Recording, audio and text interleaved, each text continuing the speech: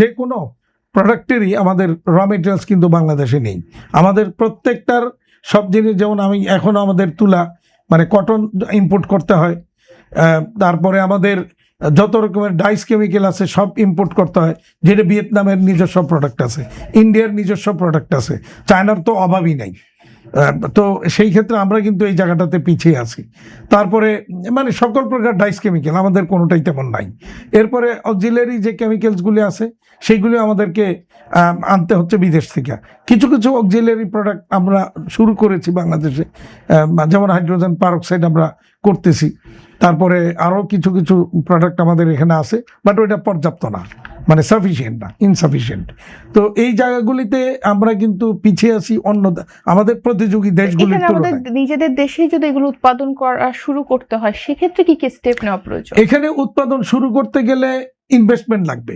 সেই ইনভেস্টমেন্ট যে ফান্ডিং হবে কোত্থেকে? 15% ইন্টারেস্টের ফান্ডিং, জীবনে ওই ইন্ডাস্ট্রি টিকবে না। ভিয়েতনামে বা চায়নাতে এই ধরনের ইন্ডাস্ট্রিয়াল লোনের ইন্টারেস্ট হচ্ছে 3%। বসুন্ধরা ডায়াপেন্ট এখন আরো উন্নত। এই হট এয়ার থ্রো টপশিট দ্রুত শোষণ করে সোনামণিকে দেয় কোমল অনুভূতি। তাহলে আমাকে যদি 12% দিতে হয়, দিয়ে আমার এই ইন্ডাস্ট্রি কোনোদিনই গড়ে উঠবে না। সুতরাং এই জায়গাটাতে এখন আমরা বহুবার বলেছি এটাকে সিঙ্গেল ডিজিটে আনার জন্য। যতদিন সিঙ্গেল ডিজিটে না আসবে, ওই যে আপনারা দেখবেন যে বাংলাদেশ ব্যাংকের রিপোর্টেই বলে যে ক্রেডিট গ্রোথ মানে কন্টিনিউয়াসলি ডিক্লাইন করছে। ক্রেডিট হবে কেন? কে লোন নিবে? কেন নিবে? আমি কেন লোন নিব?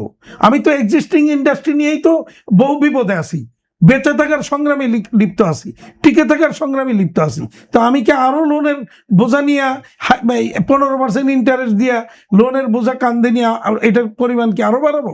অসম্ভব। তো এরকম কেউ নিচ্ছে না, যাবে না। এর মধ্যেও শুনি কিছু কিছু যাচ্ছে। তো আমার ধারণা যারা হয়তো খুব অপারগ হয়ে কোনো উপায় না পেয়ে হয়তো কেউ কেউ নিচ্ছে, আলটিমেটলি তারা ওই টাকা কোনোদিন ফেরত দিতে পারবে না। আমি বলে গেলাম, লেখা রাখেন, আপনারা দেখবেন যে এই টাকা ফেরত পাচ্ছে কিনা বাংলাদেশ ব্যাংক বা ব্যাংকগুলি।